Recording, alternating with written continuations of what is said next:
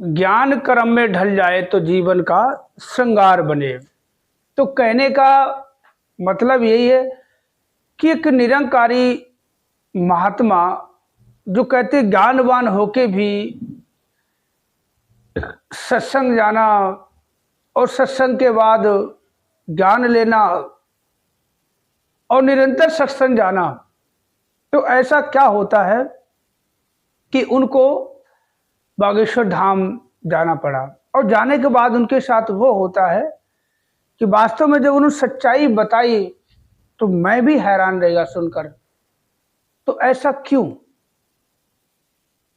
कहते ज्ञान कर्म में ढल जाए तो जीवन का श्रृंगार बने।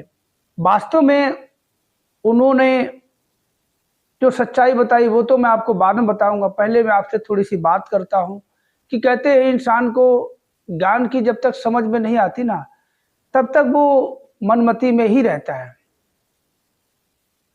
चाहे लाख सत्संग कर ले, चाहे लाख सेवा कर ले, दिन रात सुमरन कर ले, वो जैसा था वैसे ही रहेगा। बस उसके मन में एक भ्रम पैदा हो जाएगा, हम सत्संगी हो गए हैं, हम निरंकारी हो गए हैं, हम ब्रह्मज्ञानी हो गए हैं। मगर जो ज्ञान सदगुरु के पास से हमें मिला है और उस ज्ञान की प्राप्ति के बाद अगर हमने उसको अपने जीवन में नहीं ढाला तो वास्तव में हम मनमति में ही आजीवन रहेंगे। उससे हमें कोई लाभ होने वाला नहीं है। चाहे हम रोज सत्संग जाएं, दिन में 4 बार सत्संग कर ले, कुछ भी कर ले, अगर हमें ज्ञान मिला और ज्ञान की समझ हमें आ गई और वो जीवन में हमने उतार लिया कि ज्ञान कर्म में ढल जाए तो जीवन का श्रृंगार बने, वो ज्ञान हमने अपने कर्मों में ढाल लिया, उसको हमने कहते ये परमात्मा को देखना, जब इससे हम रूबरू हो जाते हैं और जब इसका भय हो जाता है कि वास्तव में सच्चाई यही है कि दुनिया चाहे कहीं भी किसी भी कोने में चले जाओ, आपको यही इसके सिवा कुछ नहीं मिलेगा। तो जब इसका आभास हमें रहेगा तो हम मनमति में नहीं रहेंगे। जब ज्ञान हमें समझ में नहीं आता है तो दर बदर भटकते रहते। तो एक ऐसे ही अपने निरंकारी संत महात्मा जो ज्ञानवान होके भी बागेश्वर धाम जाते हैं। वीडियो ज़्यादा लंबा ना करते हुए कुछ समय पहले की बात है, अक्सर उनका जिक्र कई बार मन में ख्याल आ जाता है, ऐसा क्यों होता है कि ऐसा ये होता है कि हमारे ज्ञान समझ में नहीं आता है। तो वो बागेश्वर धाम जाते हैं। काफ़ी दिनों के बाद अक्सर उनका रोज आना जाना मिलना जुलना, तो हफ्ता 10 दिन से उनको दिखाई नहीं दिया, मैंने देखा नहीं उनको। और काफ़ी समय के बाद दिखाई दी तो मैंने उनसे पूछा कि हाँ भाई कहाँ गए थे, बहुत दिनों बाद दिखाई दिए, भाई क्या बात है। बोला यार हम बागेश्वर धाम गए। बागेश्वर धाम? अरे यार तुम तो सत्संग जाने वाले निरंकारी सत्संग हो, तुम वहां क्यों चले गए?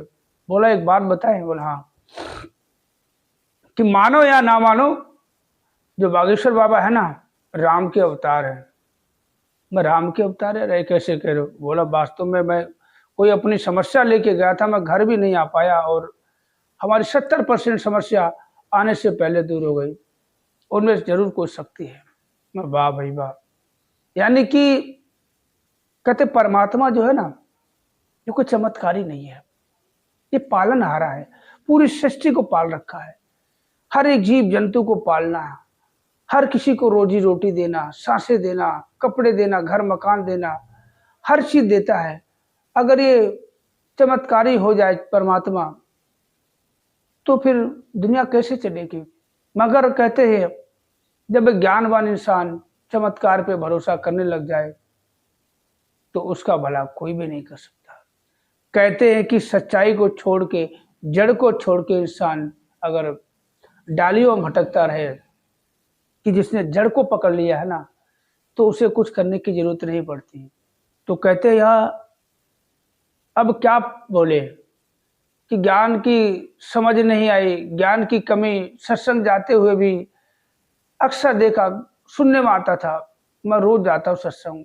रिक्शा चलाते थे, अब तो कुछ और कपड़े काम करते हैं। सुबह घर से निकाला जैसे रिक्शा, सबसे पहले भवन पे जाना, खड़ा करके नमस्कार करना, थोड़ी देर बैठना, उसके बाद जाना। बहुत अच्छा दिन गुजरता, बहुत अच्छे दुकानदारी हो जाती है। उसके बावजूद भी तो इसमें सबसे बड़ी कमी यही है कि उनके ज्ञान समझ में नहीं आया। वास्तव में ऐसे बड़े दुख की बात है।